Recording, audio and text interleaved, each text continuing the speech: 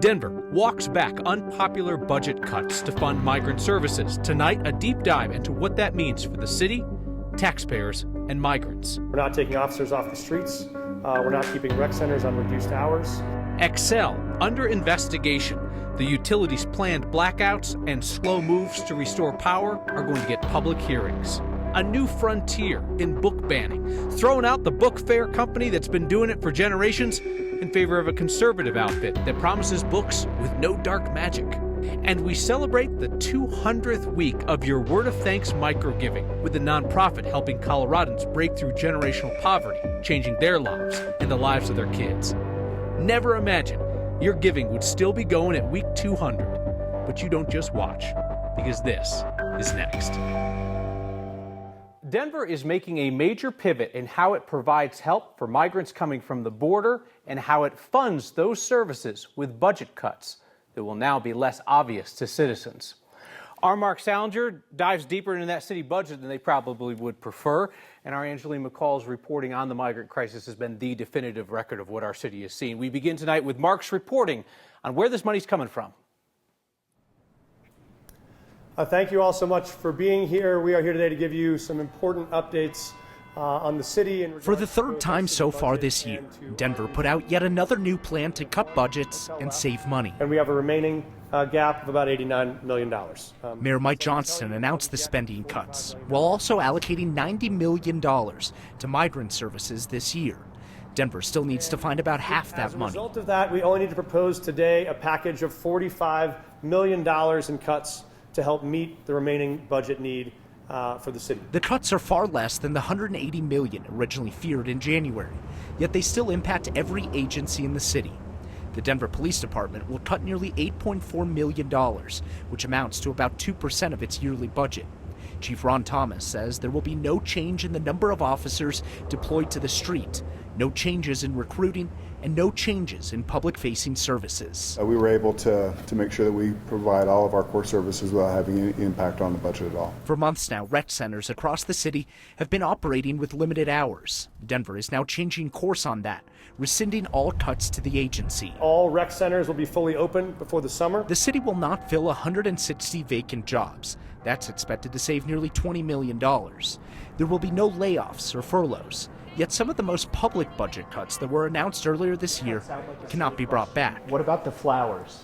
Are those coming back? People care. Some of the flowers we missed the window to plant, and so those won't be replanted. Some they'll continue planting. While all the parks may not have flowers this summer, the rest of the city will be spared from many of the budget cuts that were originally feared. Building this into a model that Denver is proud of and we think the rest of the country can learn from. So thank you so much for having us. Have a great day. The office with the highest percentage of money cut from its budget was actually the mayor's office, taking a nearly 10% cut, Kyle, to pay for these migrant services. So obviously, it's a fiscally responsible thing to plan for a worst-case scenario, but how did they cut the proposed migrant services budget in half in 4 months? The answer is fewer migrants are coming to the city, but the city is also cutting the services that they're offering. Let's get deeper into that with Angeline McCall now. So, Angeline, the city is basically going to draw a line between the migrants who have previously arrived and those who arrive later. Yes, and the line is today as of midnight. The city says that the people arriving today have unique challenges compared to the people who came last year, for instance, who qualified for temporary protected status in some cases. Instead, those arriving now have to apply for asylum, then wait 6 months to get a work permit. So this program is designed to help them in that waiting period. The city will do a count today. Everyone in shelter or transitional housing will have priority for this new Denver asylum seeker program. But if you're not in the shelter today and you get here tomorrow, for instance, then you'll pretty much be on your own here. It's a program the city promises will give more help. So this is why we built this model around the needs that folks have around a 6-month wait for work authorization. Mayor Johnson says it will offer intensive resources to roughly 1,000 people in shelters today. We will have a limited number of slots to be able to do that because these services require more time. Johnson says the city will help and pay for migrants to apply for asylum, then assist with housing, workforce training, and food assistance. We think this allows us to deliver a win-win. Yoli Casas with Vive Wellness, who's been doing this work since 2022, says weeks-long stays at hotel shelters isn't working anymore. We know that it's just not sustainable, and we're finding more and more people that you can't get your life together in 1 month. The people in shelter today are the lucky ones. they'll be in the pilot program. The ones who get here tomorrow will now get 3 days in shelter compared to families who got 42 days. That's the hardest. I think that's my nightmares. But I feel like what will look like is this. They'll arrive. We have enough time. Maybe I think that we're given a 72-hour shelter to communicate, sit down with those families. Advocates worry the impact it will have. We have to continue sheltering migrants for their success. V. Reeves is with House Keys Action Network Denver. By suggesting that they only have 72 hours of authorized shelter stay, after which they get a ticket out of town, or what? The or what is that people will turn to the streets. People are not looking to move on. Migrants say it will be worse for the people who arrive here later. No es ayuda, no, porque no está haciendo nada. Raul just got to Denver a couple weeks ago. He's no longer in shelter, so he won't qualify for the new program. No tenemos un hogar, no tenemos la ayuda, de verdad no tenemos la capacidad de sostenernos porque no tenemos trabajo, pues, ¿me entiende? Meaning some today will get the help they need and others will inevitably be left out. A spokesperson for Mayor Johnson said that they recognize there is a chance encampments and living on the street can happen. Johnson said that they have staff from Denver Human Services at the border right now telling migrants that long-term sheltering is no longer happening in Denver and to make sure to be aware of that if you plan to come here. Trying to counteract the narrative that people have spread down the chain that Denver is a welcoming place to come. But for now, this program is at capacity for the moment. Roughly 1,000 people. Count will be tonight at capacity. But then we asked, what about, would you reevaluate in 2 months? They said potentially, no date for that, not sure how many spots would open. And so at this point, time will tell. All right, Angeline, Mark, thank you both. Frustrated with Xcel Energy lately? Colorado's utility regulators are following the governor's directive to gather customer complaints about Xcel's first ever preemptive power shutoffs. So they want to hear from you. There is no need to rush. Please form an orderly line. I'd like to open a proceeding today to create a commissioner-led investigation to start getting key questions answered and to hear from customers and other impacted stakeholders.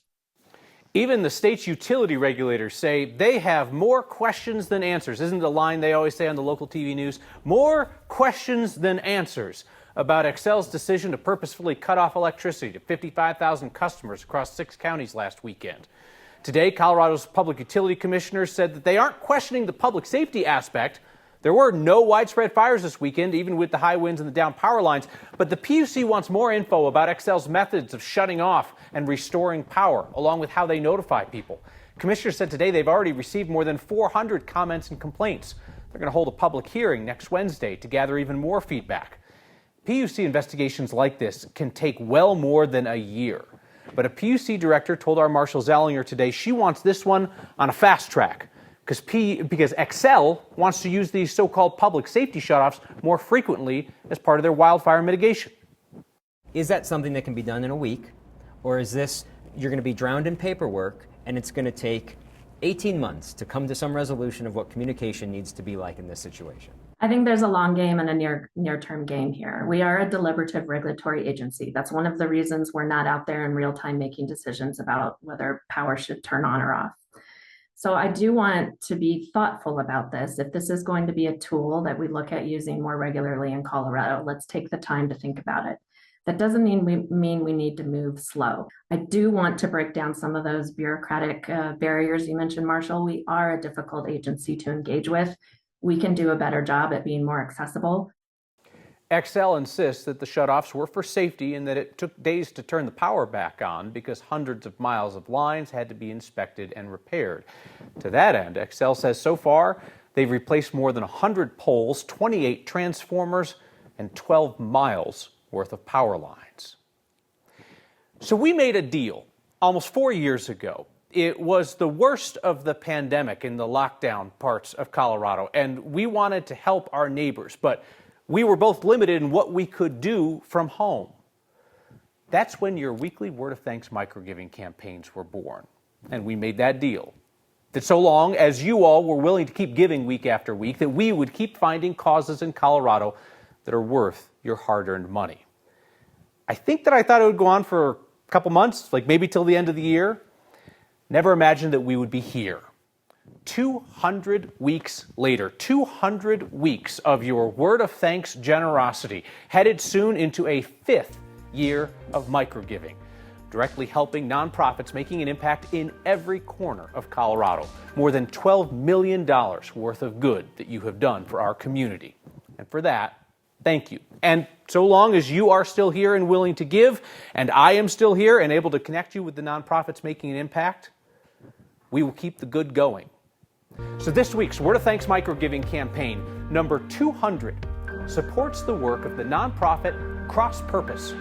Tonight, another class of their leaders graduates after a 6-month program of tuition-free career development, a no-cost program that helps hundreds of Coloradans a year break out of generational poverty and move into careers, not just jobs. But Cross Purpose understands that poverty is more than just a lack of money. It is hopelessness, discrimination, trauma. So they work to overcome all of those things in their program with coaching, even counseling, to work through trauma so people can prepare themselves for success in life.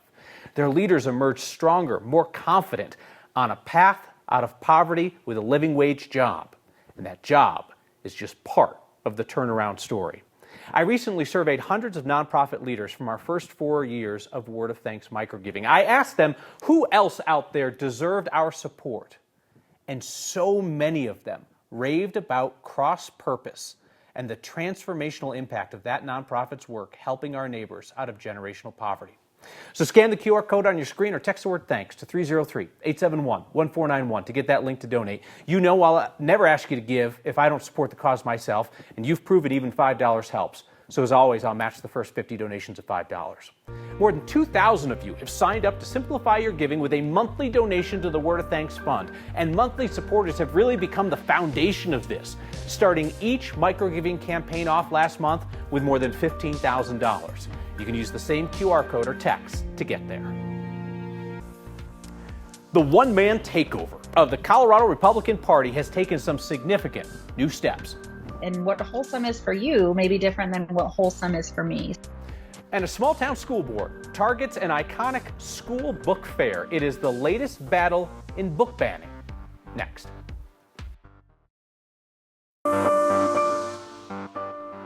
Tonight's next question comes from Christina in Denver. She just got her first street sweeping ticket of the season and wonders how much company she had. Hi. As someone who got a street sweeping ticket last week, I'm curious of a few things. 1, how many tickets did the city issue last week?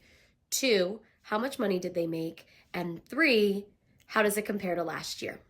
Thanks. So, Christina, you are not alone. Denver issued more than 6,200 street sweeping tickets last week at $50 a pop. That's more than $300,000 swept from drivers' pockets and into city bank accounts. But that was 1,000 fewer tickets compared to opening week of street sweeping last year.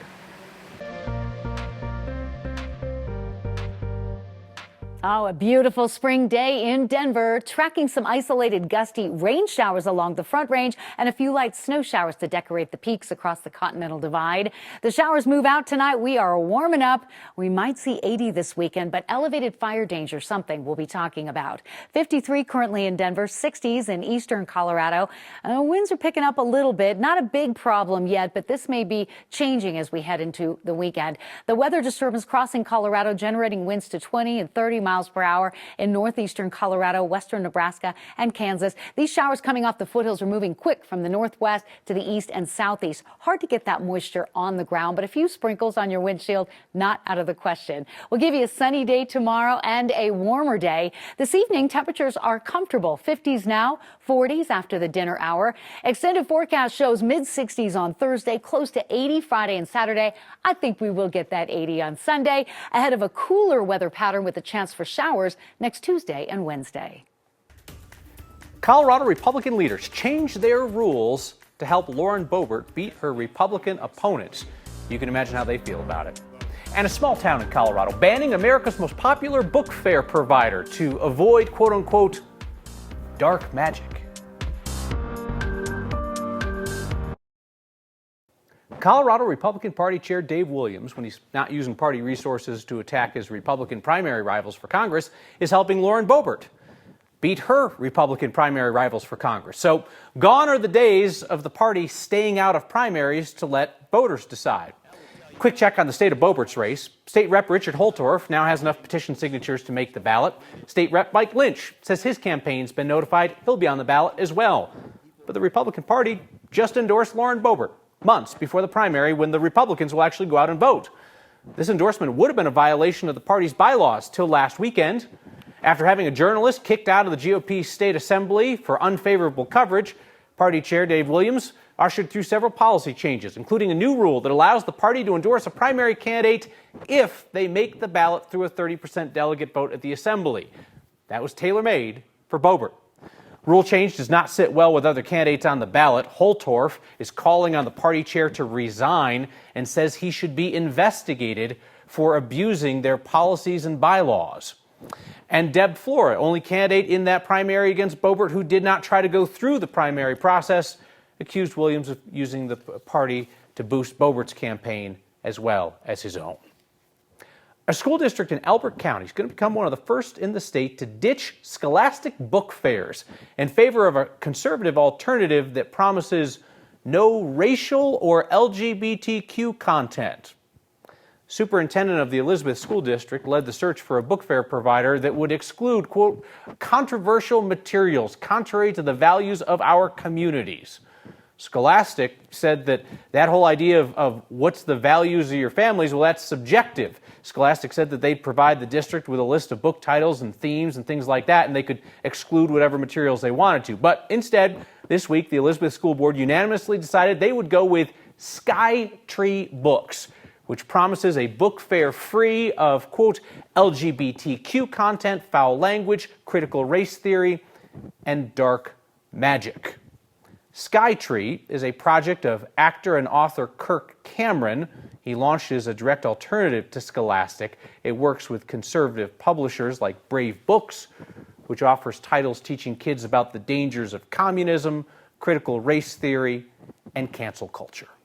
I just feel like it's so subjective. Like, what are these values that they're talking about? And where are my values represented if my values differ from someone else? It's very clear that they are not being inclusive to our entire community. And that is concerning to me. That was Roxanne Aviles, who ran and lost for a school board seat. There hasn't been a public board discussion about the decision to go with Skytree. Reached out to the district to talk about this and didn't hear back. We will return with your feedback next. Tonight, we celebrate 200 weeks of your Word of Thanks microgiving by supporting a nonprofit that helps Coloradans out of poverty in every sense of that word. Cross Purpose offers an intensive 6-month program to help Coloradans identify whatever challenges are holding them back from success in life and then work through those with coaching and counseling and specific career training so that they graduate as leaders already holding a living wage job that is on a career track that can lift their family out of poverty. To join me in supporting Cross Purpose, scan the QR code on your screen or text the word thanks to 303-871-1491. You do that, you're going to see an option to give just this week, or take a look at the Word of Thanks Fund. That is monthly giving that has become a way to make a contribution that gets split evenly among all the nonprofits that we feature each month, more than $15,000 per week, thanks to our monthly givers. Feedback tonight from Bill, who says that it's clear that the Denver mayor is inexperienced. He certainly is. He hasn't been on the job a full year, and uncertain about what to do. More services than less services? Absolutely. We have seen the city recalibrate its approach a number of times. You can decide whether that is wisdom or folly. We'll see you next time.